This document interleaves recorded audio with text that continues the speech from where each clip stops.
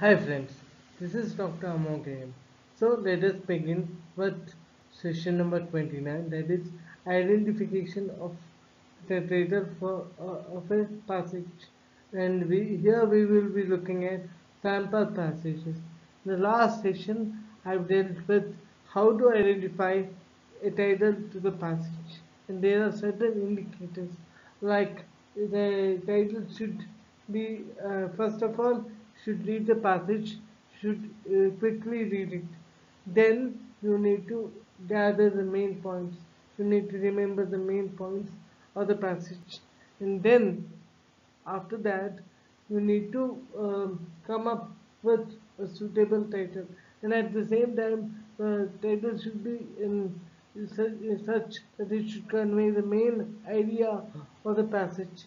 Then you should also note the theme keywords in main ideas of the passage.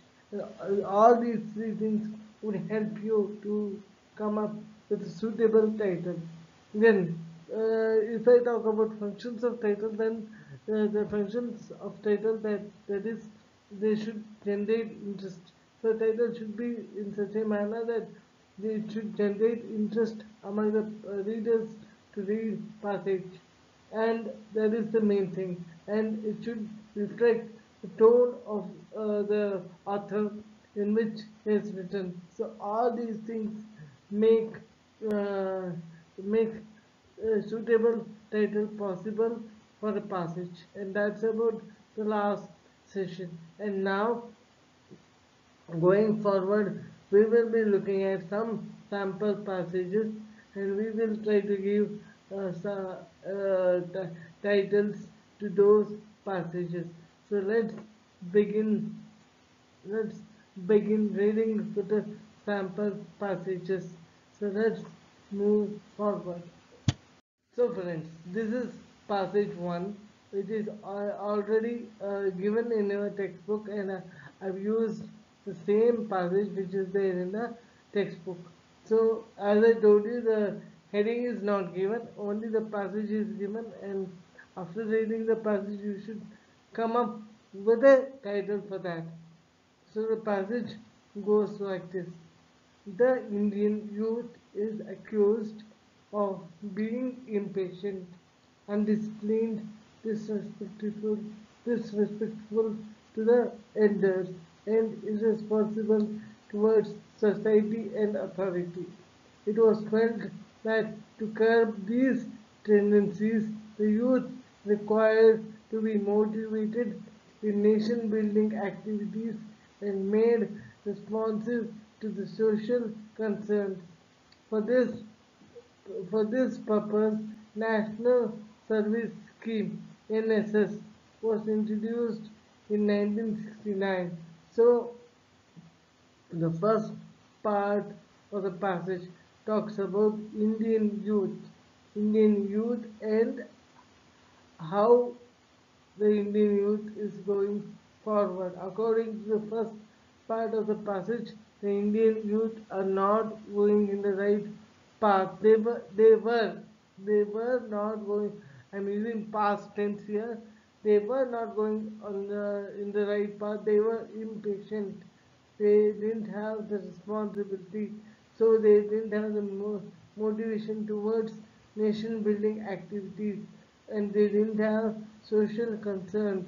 And for that, to bring all those things into the fold, a new program has started, that is National Service Scheme, that is NSS, in 1969. Now we will move to the second part of the passage, that goes like this. Its main aim was to involve the students of the college and plus 2 levels on a voluntary and selective basis in programs of social services and developmental activities. Gradually, it was adopted by all states and union territories. Today, it covers more than 5,000 colleges all over the country. So, in the second part of the passage, the focus is on NSS. why NSS was put into action, or why NSS came into existence. So the main aim, so the main aim is to bring in the students of colleges and plus 2 level to to have to get them trained in to do social service. That is the main thing. And it also, the second part of the passage also talks about how this NSS now has wider range. It has covered almost 5,000 colleges all over the country now. This is so the first two parts, the passages. The first part talks about the the wrong way the Indian youth was going towards, and then to correct, to bring them back, to bring the Indian youth back towards the right path, to have to make them have interest in social activities, towards social responsibilities. This scheme, that is NSS, National Service Scheme, that came into existence. All these things we have learned so far in the first two parts of this passage. Then it goes on further. Under this scheme, rural and slum reconstruction, repair of roads, school buildings, ponds, tanks, plantation of trees, environment protection, health and family planning, and education of adults and women are undertaken. The NSS students aid local authorities in implementing various relief and rehabilitation schemes in times of natural calamities like famines, floods, droughts, epidemics and earthquakes. Volunteers helped by NSS students play a very positive and constructive role. It insists in them the spirit of social service and sense of responsibility. I'll go again, but this time slow. I'll go again and read this part of the passage again, but this time I'll go bit slow. Under this scheme, rural and slum reconstruction, repair of roads, school buildings, ponds, tanks, plantation of trees, environment protection, health and family planning, and education of adults and women are undertaken. So now, under NSS, what are the things that are undertaken that has been explained here? So under NSS, rural and slum reconstruction is taken care of. Repair of roads, school buildings, ponds, tanks, plantation of trees, environment protection, health and family planning, and education to adults and women. All these things are taken care of under NSS. Then the NSS students aid local authorities in implementing various relief and rehabilitation schemes. So NSS volunteers help to implement certain relief and rehabilitation schemes. Like whenever there is a famine in some places, like recently we had a famine in Kodugu, and at that time NSS volunteers played a very important role in rehabilitating people, the affected people.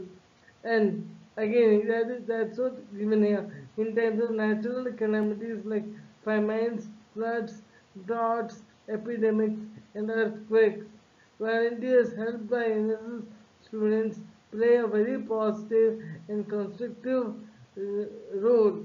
It instills in them the spirit of social service and sense of responsibility. So this is the last part of the passage, and here the title is, we can have a title, that is National Service Scheme, because the passage is about NSS. So you can have a title called, you can give a title like this, National Service Scheme on NSS. it's better you give the expanded version of NSS, that is National Service Scheme. This title is appropriate. Then we have passage 2. In India, the co-education has not been a long tradition. It only began in the pre-independent period when education movements started as a part of the freedom effort. It was realized that co-education was a part of modern education which reduced gender bias. The girls and the boys needed to be allowed to interact to generate healthy respect for each other instead of suspicions and ignorance. In backward and rural areas, there still are separate schools for boys and girls. Nowadays, co-education is common in big towns, cities, especially in colleges and training institutions. So the first part of the passage talks about the importance of co-education or the concept of co-education, how it came into existence. It talks about the theme of co-education. The concept of co-education is a very new concept. It came into being only before pre-independent period, just to make sure the freedom movement gathers pace. Then it also, the first part of the passage also talks about how co-education helps to remove certain misconceptions among both boys and girls, and it also talks about how still in villages and the rural areas still co-education is considered as a kind of taboo thing. Still, there are separate colleges and schools for both boys and girls. The passage goes further, and here we go like this. The trend is catching up because of many advantages it offers. In the West, Switzerland was the first country to introduce co-education. Then it spread fast to other Western countries. There now, co-education is prevalent in institutions and at all levels. So the second part of the passage talks about how co-education has many advantages.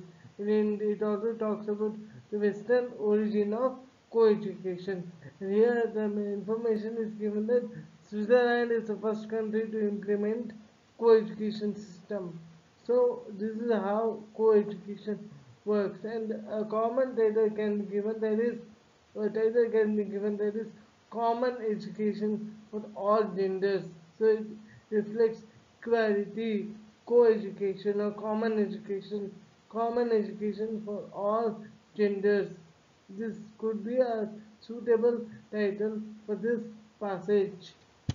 So if I come to the last part, that is revision, the only thing that can be said is the sample passages have been dealt. The first passage talks about NSS and its relevance to Indian social structure, especially keeping in mind the youths of India, the youths of the country, how it motivated, how it brought back the Indian youth on the right path again. And the second passage talks about the importance of co-education, how it can remove suspicions, doubts among the young boys and girls, how they are able to respect each other's views. There can be a growth of mutual respect among the girls and boys through co-education. So that is the essence of two passages, and even the titles have been given there. So this is what we have done in this session, and again I'll come up with the next session, and till then, take care, be positive, and uh, think good about others. So with that, I would like to close this session. Thank you very much.